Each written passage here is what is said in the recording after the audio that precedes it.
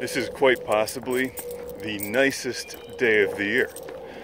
So I really have to thank Vectronics 9000 for delivering such pleasant weather here in the middle of May, as I've broken through Outdoor Simulation Wall 9000 for a Patreon walk with Mark and Stella. And I'm going to warn you, I'm crazy today. I have been locked in my studio all morning, like 4 hours straight, blasting White Zombie and Van Halen, doing finishing work on Retro Megatrex, which is a 200-page book that includes 12 pages of brand new original artwork. That's the really time-consuming stuff. I'm doing all the finishing detail work on that, and Ethel's in it. Ethel the Cyborg Ninja. Anytime, and she's kind of half disrobed for most of it, and anytime I draw her tattoos, it's like 10-15 minutes right there. So,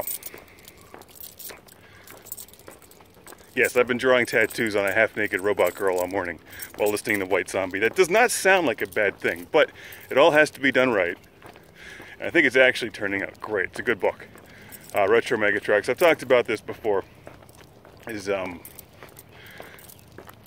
reprinting of a couple of my digital comics from earlier in from the last couple of years. Wind Squid Zero, the original Disco 8-track Zero, the prologue, which is like the rough draft backstory of Edit Station 1. And then I added my college comics in there, and really enjoyed going through all that and tightening them up a little bit. Had to take a few things out. Resized all of them and put them in the book. I put my Bullfar comics from 1995 in there. I found an unpublished Captain College comic from 96, which I remember drawing. I guess I would have been a sophomore. Yeah, must have been a sophomore. I drew them on, I think it was 18 by 24 inch sheets of paper. They're huge. I had a lot of time back then. Before wives and kids and real work and stuff. Really, so it's a good adventure that features Mecha Preppy, and he uses his beer pong skills to battle an evil computer. Good stuff. So that's in there.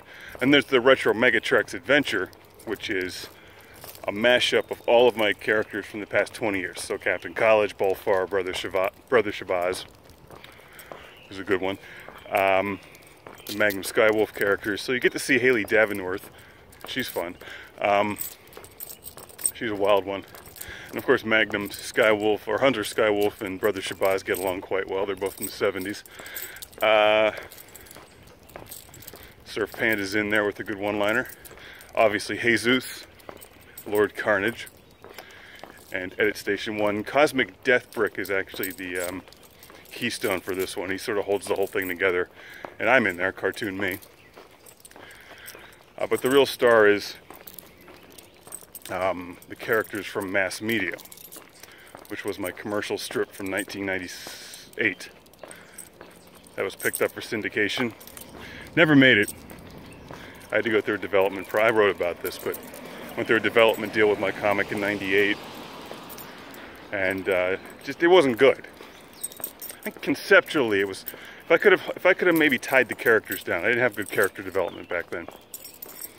Beyond drinking and machine guns and drawing, girls in bikinis and stuff. Once I got outside of that, I was out of my element. So the characters suck. The strip's kind of funny. Actually, those strips are all in the book, but it's a good look at the 90s. Giant cell phones, early internet stuff, voice to text recognition, commercialism from the 90s. But those characters are perhaps in over their head when surrounded by the other ones. Good, wholesome characters that have a blank slate for a personality. It gets bloody. You want that chipmunk? You're not getting it. It's faster than you are. It's just running along the road down there. Can you see this? There it goes. Get it! I'm just kidding. Don't get it. Anyway, I'm absolutely thrilled with the way the book's coming together and the mashup. But if I do work like Jesus, which is very or Surf Panda, they're very cartoonish. Mostly geometric shapes. It's all storyboarding and cartoon work. Once I start getting into stuff like Ethel and Magnum Skywolf, which is real comic book art and detailed comic book art at that, it takes a while. And this sort of turned into, well, it's a combination of all of it. So it's basically Ethel and Lord Carnage and Magnum Skywolf all mixed together, which is tough. So I'm a little shell-shocked today, but pretty much done with it. I'm gonna do a final round of QA, probably tomorrow. And it's actually, the deadline for that's coming up. That will be released on May 18th. There will be a print version either on that day or shortly thereafter, and Kindle, so it'll be on Amazon. On the video side, hopefully you enjoyed the Darius 2 review. That was fun. Fun game. It's a hard game. You'll also be seeing Munchman soon for the TI-99, which is a good one. Munchman. And Robotica for the Saturn. And Solar Eclipse for the Saturn. And Shinobi 3 is in editing. Some good stuff. I just started playing Contra 3 the other night. I hope to have a review of that in June. But, I like the Contra games. Actually, it's been a while since I played them. I bought Super C, and then Mark sent Contra 3 a while ago, so finally getting around to rocking that one. And actually shot a couple intros finally. CGR Supreme is moving along again. A lot going through at once, but it'll all get done well. Just running behind like usual. It's like perfect out today. I mean, those graphics are great.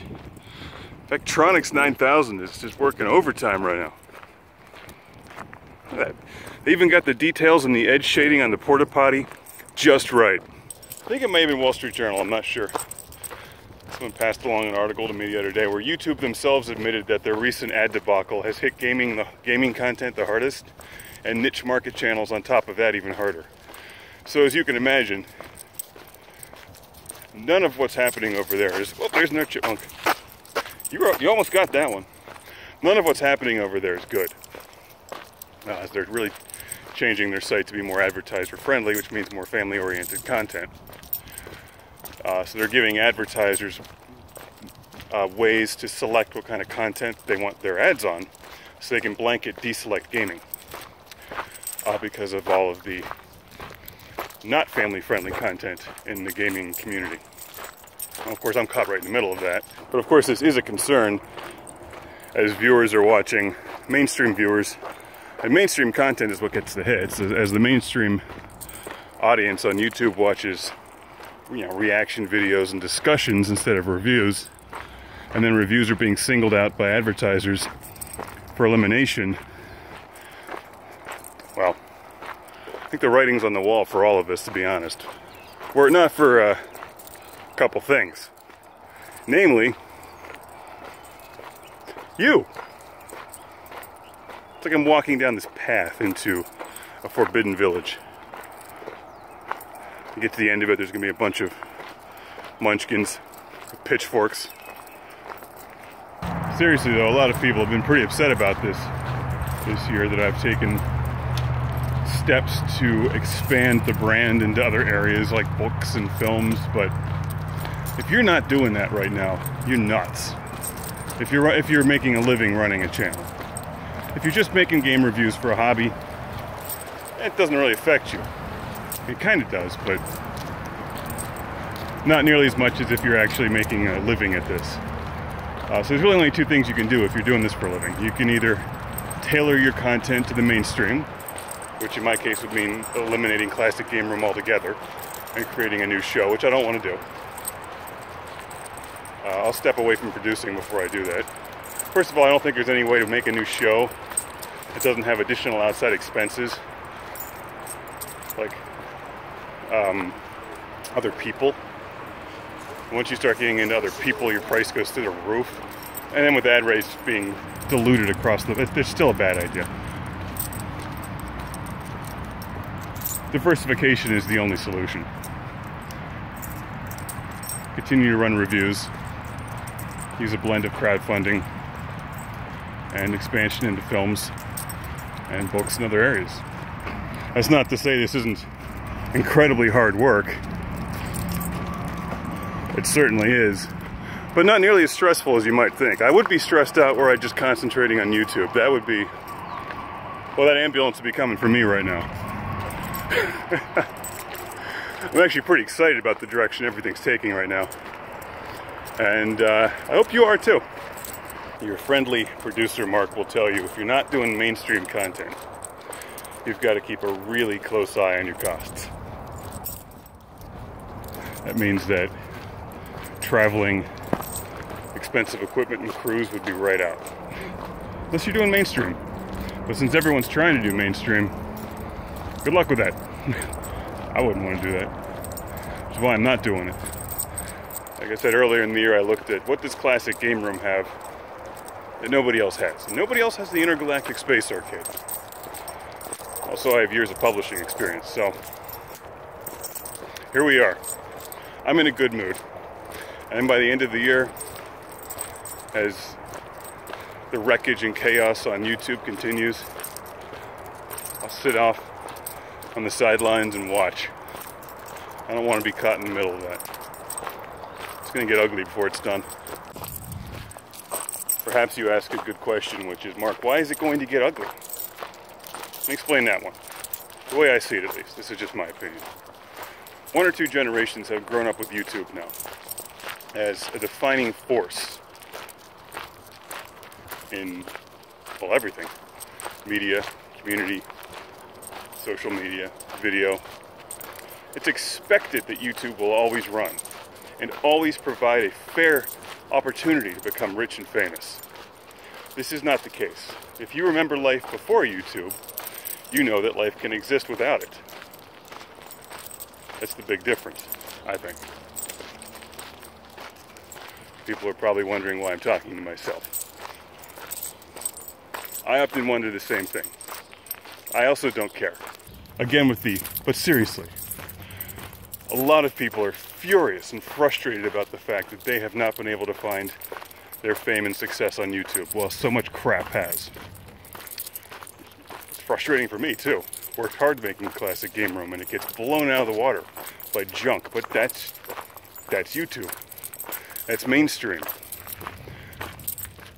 It's not the same way it was in 2010. You either make mainstream or you get out or come up with something new. When I'm done with the inking and some of the proofreading, I'll show you a sample of Retro Megatrex soon. The next book I'm completing, which is a similar size, 200 pages. Most of it's already done. Is Lord Carnage 1.5, which has an all-new Lord Carnage adventure. Be working on that tonight. That's my late night job. Thankfully, I like to draw, or else this would be a problem. I'm really pleased with the quality of the new stuff. Like I've said before, Jesus 2 is coming out in June. Surf Panda, they're on a similar template. I'm doing another CGR Collector's Series book. In fact, I'm almost done with it. I'd finish it, except this other stuff has a deadline. And I've still got a couple other jobs I got to get done first, even before that. But the next CGR Collector's Series book, which is a short book, like a budget price Kindle or physical book, full review on The Revenge of Shinobi. Tried to put a little more into it. Read some of the responses on the first one, which was on Mario Brothers, actually, which for the most part were very good. I have invested heavily in automated proofreading tools, and so I speed that up and actually get it done better. I'm not a great proofreader. It's always hard to proofread your own work anyway. But the new one's looking the Shinobi one's looking pretty solid. Probably could finish it in one day if I could get the time, so. By the end of May. I'll find some time in there by the end of May. And last night I went out and got some of the best Sega Genesis in the Sega Genesis in the sunset photos ever. Perfect sunset last night. Came over, let the kids run around, sat there and just obsessed over various lenses and photography work. So the Ultra Massive Video Game Console Guide series is on target for July. I'm not sure if I talked about this or not, but I'm breaking it into a couple different ways. The main book, it was going to be just one big book, but it got so big that I'm breaking it into multiple books. Like I did also Super Nintendo photography in the studio, and it's like 10 to 12 pages. And the Genesis is going to be like 3 times that. I'm also doing console-specific books, starting with Magnavox Odyssey 2, which is also underway. That one's mostly studio photography. Actually, already mostly photographed. I need to do some more gameplay recording and screen photography. I'll do that while I'm reviewing some of the new Magnavox Odyssey 2 games, like Type and Tell. That's what it's called. I got a pool game, got skiing. No, not skiing, I'm sorry, it was different. What was the one I got? Hockey, I got hockey. Additionally, how to make a video game review show that doesn't suck is off to a good start. Heard a lot of great feedback on that one, so that's good. Like I said before, that was my rough draft for the Ultra Massive Video Game Console series. Learned how to use the tools to make that one. Set all the photo sizes. Pleased with the printing quality. And informationally, I think it's got a lot of stuff I talk about in these walks. Just the real life struggles that you face when you want to do self-publishing. It's fun going back to Retro Mega Trucks, where a lot of my work is from the 90s. There was no self-publishing. So to have it now is a godsend, but it's also a pain in the ass. Did you know that I got into website work because I was building a website? I stayed up all night in 1995 in the computer lab and would teach myself web programming, or HTML back then. Brand new stuff. I was using Notepad, I think. Doing it by hand. Pretty rudimentary pages, really, but I was doing that to post my college comics on my own website in 1996, which nobody else was doing. It was emerging. I shouldn't say nobody. That was just beginning back then, and that experience probably led to my first job, which in turn led to this classic game room many years later. Funny how this stuff all builds on top of each other. Right up there is where I shot that picture last night. Sunset's that way behind me. It's just gorgeous. Perfect weather last night for it. So when you read the Ultra Massive Video Game Console Guide, you'll see it. Like I said, I'm trying to photograph these game systems in environments and in a way that people don't normally see them, combined with a lot of good information about collecting for them and some good humor. It's a lot of work, but it's work that's going in the right direction, so that's good work. That's the kind of work I like. I don't think I've talked about it on this walk, but the response to the CGR feature review of Musha has been phenomenal. Thank you again to everyone who backed that or picked up a copy. It's for sale now. I'm selling a limited quantity and taking it off the market for a while. Gotta streamline my shipping process some more. June 1st I am planning another Kickstarter for the next 2 CGR feature reviews. And they're going to be different than the first one. They're not all going to be the same. I'm actually leaning towards Herzog's Y and Super Pac-Man this time. I keep changing it around a little bit, but trying to think about releasing these in pairs just to make shipping more efficient and save you money if you buy one. That way you don't, especially if you're international, get hammered on shipping, even for a light thing like a video. So Herzog's Y and Super Pac-Man. So I know those games pretty well, so I think those are doable by the end of the year. All right, that's enough. That's enough. You can't drink the whole bowl. Lord Carnage 1.5 is, it's not just a stopgap in between Lord Carnage 1 and 2. It's a reprinting of book 1, but it also has, for the first time in print, Lord Carnage Deconstructed, which is the rough drawings. And Lord Carnage is the last of the big books that I drew with pen and ink. I've since gone all digital. That change took place with Ethel the Cyborg Ninja. But even that had a few pencil sketches. Now I'm just straight digital. I got a lot better at it. Huge learning curve in that, as it turns out. But Lord Carnage has a lot of just half-completed assemblies, or the deconstructed one has a lot of assembly work, commentary, which I think turned out pretty good. I did it for the Kickstarter back in 2014. So you're getting... Oh, and there's like a 10 to 15 page Lord Carnage 1.5 adventure where they go to a planet that has a margarita atmosphere. And of course that ends well for everyone except the people living there. They're not people, but you'll see. It's a huge, but it's 200 pages too. That's a big one. And I added a bunch of additional drawings, some sketch work for 1.5. Some of the drawings I did for the Space Scar games, if you remember them from the website. That'll also be coming out May 18th. Cross the road without getting killed. Look at that. So,